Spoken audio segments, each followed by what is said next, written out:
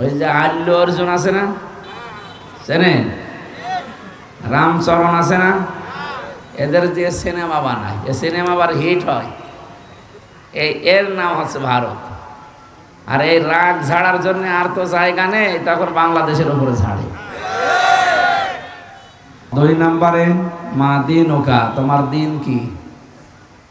দুনিয়াতে যদি কেউ 9টা বিষয় আমল করে যেতে পারে, সে বলতে পারবে দিন ওনার ইসলাম।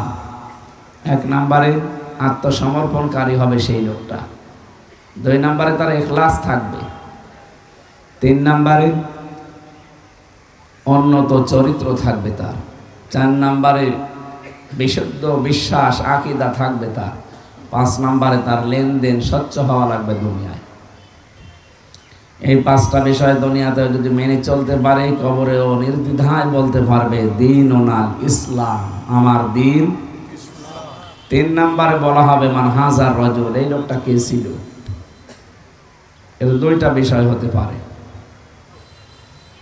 1 নম্বরে মুহাম্মদ রাসূলুল্লাহ সাল্লাল্লাহু আলাইহি ওয়াসাল্লাম, এটা বলতে হলে আপনাকে পৃথিবীতে তার যে আদর্শ 40 থেকে 63, এই 23 বছর পুরাটা মানা লাগবে।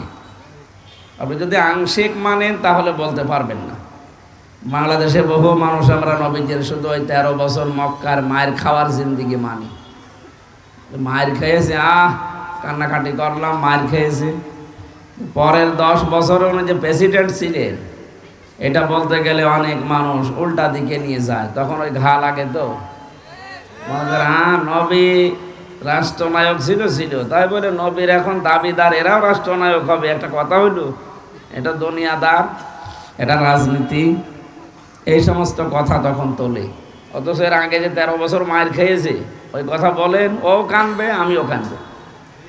কথা বলেন না কেন? আমার আগে শুধু মায়ের খাওয়ার তালে আছে না মায়ের দেওয়ার তালেও আছে? ফায়াকতুলুনা ওয়ায়ুকতালুন, আগে মারো না আগে মার খাও? কে বলেছে? ফায়াকতুলুনা ওয়ায়ুকতালুন, আগে মারো এরপরে মরো। আপনি যদি নাই মারেন তো মরবেন কি করে? মারতে গেলেই তো মরা লাগে, এই কথা বলেন না কেন? আজ আমরা এই ধান্দায় নেই, আমরা শুধু মায়ের খাওয়ার ধান্দায় আছি। এই যে ভারত পাশের রাষ্ট্র, আমি নাম ধরতাম না, এদের নাম নিতেও আমার ঘৃণা লাগে। এরা বর্ডার এলাকায় যত জায়গা আছে এদের দেখেন, তাকান, পাকিস্তানের কাছে বর্ডারে এরা মার খায়, চীনের বর্ডারে মার খায়, মায়ানমারের বর্ডারও মার খায়। আর কোনটা আছে ওদের সাথে? হ্যাঁ, নেপাল আছে, সাথে আছে। নেপালের কাছে মার খাবে না, কিন্তু বাকি যেগুলো বললাম এগুলো ওরা মার খায়। মার খাওয়ার পরে সিনেমা বানায় বলিউডে। ওই যে আল্লু অর্জুন আছে না, চেনেন? রামচরণ আছে না, এদের যে সিনেমা বানায়, এ সিনেমা আবার হিট হয়, এর নাম হচ্ছে ভারত। আর এই রাগ ঝাড়ার জন্য আর তো জায়গা নেই, তখন বাংলাদেশের উপরে ঝাড়ে। তাই আমরা শুধু মায়েরই খাইয়ে যাবো, আমরা মায়ের দেব না। এই জন্য নবীর উম্মতদেরকে, নারী হোক আর পুরুষ হোক, আমাদের নবীর 23 বছর মানা লাগবে। উনি যতদিন নবী ছিলেন, উনি এর আগেও নবী ছিলেন, পরেও নবী, কিন্তু এই 23 বছরে পুরো আরব জাহানে তিনি প্রকাশ পরিচিতি পেয়েছিলেন যে উনি নবী। উনি কি? কারণ নবুয়ত পেয়েছিলেন, প্রকাশ হয় 40 বছর বয়সে। এখান থেকে যতদিন পর্যন্ত জীবিত ছিলেন, এই 23 বছর। আপনি যদি কবরে বলতে চান হাযা নাবিয়্যুনা মুহাম্মাদুর রাসূলুল্লাহ, মাস্ট বি, আপনাকে 23 বছরের 1 সেকেন্ডও বাদ দেওয়া যাবে না। আল্লাহর হুকুম মানা যেমন ফরজ, 23 বছর মানাও এরকম ফরজ। আমরা এটাকে অনেকে নফল মনে করি, দুনিয়ার কাজ মনে করি, ছেড়ে দিতে চাই না, আপনি ধরা খাবেন। এই যে কোরআন পড়তে গেলে যে সমস্ত অক্ষর লাগে, প্রত্যেকটি অক্ষরে নবীর পরিচয় আছে।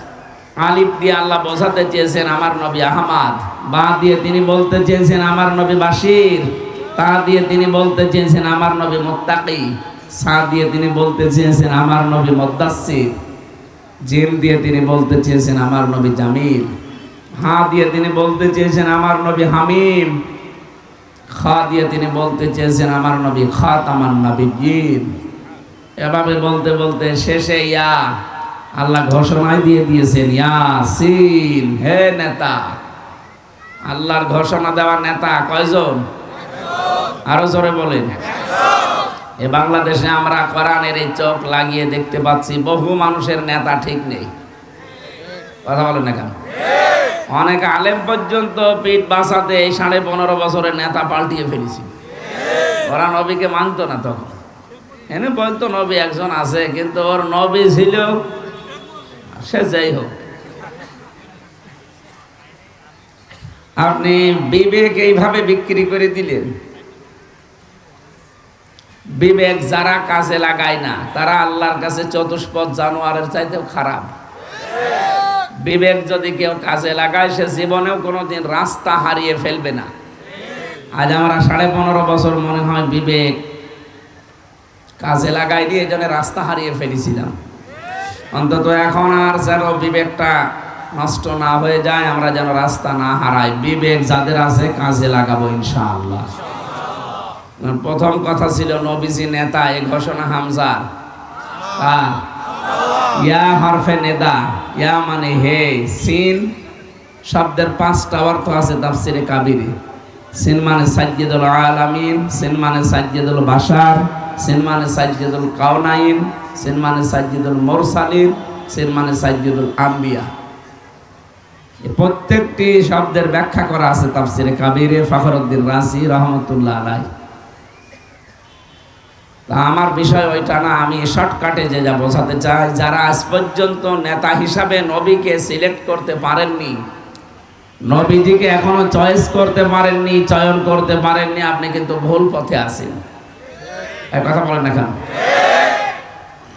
কিয়ামতের ময়দানে সর্বপ্রথম আল্লাহ মানুষকে তার সামনে যখন বিচারের জন্য ডাক দেবেন, অকুল্লুহুম আতিহি ইয়াউমাল কিয়ামাতি ফারদা। সূরা মারইয়ামের 95 নম্বর আয়াতে আল্লাহ বলেন, কিয়ামতে প্রতিটি মানুষ আমার সামনে দাঁড়াবে একা একা। কয়জন করি বলেন না কেন? কি মনে হয় আপনার এতটুকু শোনার পর? আপনি কিয়ামতে সির্ফ একা দাঁড়াবেন আল্লাহর সামনে, কেউ থাকবে না আপনার আশেপাশে।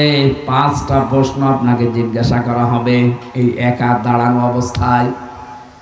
মা তাসালু কদামা বানি আদম আব্দি ইয়াউমাল কিয়ামাতি হাত্তা ইসালান খামসিন আন উমরিহি ফিমা আফনা। আল্লাহ পাক বলেন, আমার সামনে দাঁড়িয়ে 5টা প্রশ্নের জবাব দেওয়া ছাড়া কোনো বনি আদম সন্তান সামনেও যাবে না, পেছনেও যাবে না, জায়গায় দাঁড়িয়ে থাকবে। আপনি এবার নিজের সাথে মিলান তো, আপনি যেই হন, মনে করেন আমি দাঁড়িয়ে আছি, বিচার শুরু হয়ে গেছে আল্লাহর সামনে। প্রথম নম্বরে প্রশ্ন, আন উমরিহি ফিমা আফনা। হামজা বলো দেখি, একটা জীবন দিয়েছিলাম 60-70 বছর, কি করলে? আজকে বাংলাদেশের জনপ্রিয় একজন মুফাসসিরে কোরআন, কুষ্টিয়ার সন্তান মাওলানা এনামুল হক শাফি রহমতুল্লাহ আলাইহি, উনি কালকে মারা গেছে, আজকে দাফন হয়ে গেল। ফেরেশতারা ওই 3টা প্রশ্ন অলরেডি করে ফেলেছে তাকে। মার রব্বুকা ওয়া মান নাবিয়্যুকা মান হাযার রাজুল। যদি 3টাই, এই 3টার ভেতরে প্রথমে 5, দ্বিতীয় 5 আর পরেরটায় 2, এই 12টা বিষয় যদি দুনিয়াতে উনি মেনে চলতে পারে, কবরে এতক্ষণ আল্লাহ জান্নাতের বিছানা বিছিয়ে দিয়েছে। আর যদি 12টা উলট পালট হয়, কবরে উনি যত বড় মুফাসসির হোক, মুহাদ্দিস হোক, যত বড় নাম করা দায়ী আল্লাহ হোক, কবরে কিন্তু এখনই আযাব শুরু হয়ে গেছে। কথা বলেন না কেন? আমি যেটা বলছি এটা কবরের বিষয় না, এটা কিয়ামতের ময়দানের বিষয়। আল্লাহ পাক আপনাকে দাঁড় করিয়ে বলবে, জীবনটা কি করে কাটালে এইটা আগে বলো। আমাদের এমন অনেক মানুষ আছে যাদের পুরা জীবন আমার আল্লাহর একটা কাজেও লাগে নাই। কি আপনার যে যৌবন এখন বয়স সাবাবিহি ফিমা আবলা, যৌবন দিয়েছিলাম একটা, এইটা কি করে কাটালে? আপনি নিজের বিবেকের কাছে প্রশ্ন করেন তো, আপনার যৌবন কি আল্লাহর কোনো কাজে লাগে? আপনি যৌবনে মিছিল করেন, আল্লাহর দিনের কোনো কাজ হয় না। আপনি যৌবনে লেখালেখি করেছেন, আপনার লেখা হয়নি, আল্লাহর কোনো কাজ হয়নি। আপনি আন্দোলন করেছেন, দল করেছেন, আপনার দল করায় আল্লাহর কোনো কাজ হয়নি। অথচ আপনি আমি মারা গেলার পরে এই হুজুর আমারে বলবে বিসমিল্লাহি ওয়া আলা মিল্লাতি রাসূলিল্লাহ, আল্লাহর নামে রাসূলের আদর্শের উপরে তুলে দিয়ে গেলাম। কথা বলেন না কেন? এই কথাটা কেমন ঠিক বলছে? যা বলে গেল উনি না কাবার ইমামও যদি বলেন, কিন্তু আমার যদি রাসূলের আদর্শ দুনিয়াতে পালন না হয়, বিশ্বনবী মুহাম্মদ রাসূলুল্লাহ জানিয়েছেন তারও কবরের আযাব মাফ হবে না। একটু বাস্তবে আজকে বাড়ি যায় যদি পারেন পরীক্ষা করেন তো, আপনার যে স্ত্রী আর সারা জীবন এক বিছানায় যার সাথে ঘুমিয়ে আছেন, ওকে যদি বলেন আপনার স্বামী মারা গেছে, শুধু আজকে একটা রাত আপনি যে খাটের উপরে আছেন, চৌকিতে আছেন, চৌকি খাটের নিচেও একটা রাত থাকবে। মরে যাওয়ার পরে আপনার স্ত্রী পর্যন্ত বলবে দরকার নেই, বাইরে রেখে দিন। কথা বলছেন না? শুধু পরের মেয়ের দোষ না, স্ত্রী না, আপনার মাকে বলেন, মাও রাজি হবে না। মাকে যদি বলা হয় আজকে আপনি যে খাটে আছেন, এই খাটের নিচে কবর খুঁড়ে এখানে আপনার ছেলেকে রেখে দেওয়া হবে, আপনি রাজি আছেন? মা আপনাকে যতই ভালোবাসুক জীবনও রাজি হবে না, বলবে না জিন আসবে। বাবা রাজি হবে না, সন্তান মেয়ে কেউ রাজি না, স্ত্রীও রাজি না। অথচ এই মানুষগুলোর জন্য আমাদের জীবনটা আমরা আজ নষ্ট করে ফেলছি। কথাগুলো হৃদয়ের কান দিয়ে শোনেন। 5 ঘন্টা লাগবে না, 10 মিনিটে আল্লাহ হেদায়েত দিয়ে দেবে। আমাল হায়াতুদ দুনিয়া ইল্লা মাতাউল গুরুর। আল্লাহ পাক বলেন পৃথিবীর জমিনটা কিন্তু ধোঁকা। কি বলেন তো? আপনি যতই যাকে ভালোবাসেন ওইটা আসলে ধোঁকা। আজকে মাওলানা এনামুল হক শাফি চলে গেল, ওনার 2টা ছেলে, একটা মেয়ে, কেউ কবরের সাথে গেছে। ওনার স্ত্রী আরো 6 বছর আগে বিদায় নিয়েছে। ওনার কত হিতাকাঙ্ক্ষী সারা বাংলাদেশে বলেন তো, এ রাজবাড়ির বিভিন্ন গ্রামে এসেছিল না? নাম শোনেননি মাওলানা এনামুল হক শাফি? কেউ সাথে আজকে গিয়েছে। পৃথিবীর যত ভালোবাসার মানুষ হোক, আজকে আমি জানা চাইছিলাম, সারাটা জীবন ওনার সাথে একসাথে বসে, উনি যেহেতু স্কুলের শিক্ষক ছিলেন ধর্মীয়, যে লোকটার সাথে পাটি কাবাড়ি বাজারে সারাটা জীবন কাটিয়েছে, স্কুলে যাওয়ার সময় একবার, বের হওয়ার সময় একবার, ওই ডাক্তার সাহেব উনি কথা বলার আগে দেখলাম কেঁদে ফেলেছে, কিন্তু সেই লোকটাও কবরে সাথে যায়। কথা বলেন না কেন? এজন্য আমি সহ আমার নিজের জন্যই বলছি, পৃথিবীর এই জমিনটা পুরা ধোঁকা। এখন যদি আমি হামজা মারা যাই, 100 বছর পরে যদি ফিরে এসে কুষ্টিয়ার আমার যে বাড়ি, গ্রামে আমার হালসায় যে বাড়ি, আমি যদি এসে বলি এই বাড়িটা আমি বানিয়েছিলাম, 100 বছর পরে হয়তো আমার ছেলে আবার মেয়ের মেয়ের মেয়ে এরা বাস করবে। কি খুব বেশি হলো না, 2 পুরুষের পরে আমার মেয়ের যে মেয়ে আছে বা ছেলে আছে, তার ছেলে, এরকম 3 পুরুষ বাস করবে। আমি আসার পরে ওরে বাড়িতে ঢুকতে দেওয়া দূরের কথা, মাত্র 100 বছর পরে ঢুকতে তো দেবে না, বলবে কে আপনি, কিসের হামজা, থাকার জায়গা পাচ্ছেন না, 6 রাস্তা মোড়ে মসজিদ আছে, বারান্দায় থাকেন, সকালে ফোটেন। বেশি বলে ফেললাম? এটা হবে না? হবে না? এইটাই প্রত্যেকের জীবনের বাস্তবতা। এখানে কাউকে সুখী করতে গিয়ে, কাউকে খুশি করতে গিয়ে, কাউকে আরামে রাখতে গিয়ে আমরা যেন অবৈধ কোনো পথে না পা বাড়াই। আজ বহু মানুষ অন্যকে খুশি রাখতে গিয়ে সুদ, ঘুষ, হালাল হারাম দেখা দেখি নেই। বাবা শাহজালাল, মদের কাছে কুত্তা বিড়াল সব হালাল। কি এটা চলছে না এখন? একটু যদি চিন্তা করতো আমার এই সম্পদ কে খাবে, আমি তো এত সম্পদ জীবনও খেয়ে যেতে পারবো না। একটা লোক এই 15.5 বছরে শুনলাম 620টা বাড়ি বানিয়েছে। ওর যদি এখন 60 বছর বয়স হয়, আর খুব বেশি হলো না 20 বছর বাঁচবে, এই 20 বছরে ও 620টা বাড়িতে থাকতে পারবে। কথা বলে না কেন? ঠিক মারা যাবে, মারা যাওয়ার 100 বছর পরে যদি এসে বলে 620টা বাড়ি আমি বানিয়েছিলাম, আমার যারা ওখানে বাসিন্দা হবে পিটিয়ে বের করে দেবে। এটা কি ঘটবে না ঘটবে না বলেন?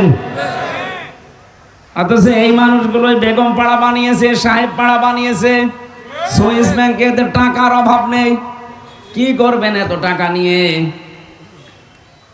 কর্নেল ফারুক খানের দিকে তাকান, কালকে দেখলাম লোকটা কত অসহায়, চেহারার দিকে তাকিয়ে মনে হচ্ছে আর নিজে নড়তে পারে না, আর একজনের সাহায্য মানে লাঠির সাহায্যে নড়ছে। এই অবস্থায় যদি প্যারালাইজড হয়ে যায়, আর ওনার যত মামলা, সারা জীবন কুকুর শ্রীগালের মতো ওই জেলখানার ভেতরে আসামিদের লাঠি গোটা খাওয়া লাগবে। কারণ ওনার টাকা পাঠাবে কে? সব তো পালিয়েছে। জেলের এই 3টা বছরে আমি দেখেছি, ভেতরে যদি বাইরে থেকে টাকা না পাঠান, আপনি যত বড় দামি লোক হন, আপনার কোনো মূল্য ওখানে নেই। ওই লাঠি গোটা খাওয়াই লাগবে, অথবা সরকারি খাবার খেয়ে হয় মরে যান, নাই বেঁচে থাকেন, যা করবেন করেন। কি হলো এদের এই সমস্ত জমি জায়গাগুলো? কোরআনে কারিমে আল্লাহ একেবারে মনে হচ্ছে হাতে ধরে আমাদেরকে হাত ধরে চোখে আঙ্গুল দিয়ে দেখাচ্ছেন। এটা সূরা নমলের 52 নম্বর আয়াতে আছে, ফাতিলকা বুয়ুতুহুম খাবিয়াতাম বিমা যালামু। আল্লাহ পাক বলেন একটু তাকান, এই সেই বাড়ি, বাইতুল না দিয়ে বুয়ুত দিয়েছেন। এই যে এই সেই বাড়িগুলো, খাওয়াতাম, যেগুলো উজাড় গৃহ বানিয়ে দিয়েছি, জনশূন্য করে দিয়েছি, সার শূন্য করে ফেলেছি, বিমা যালামু, এদের জুলুমের কারণে।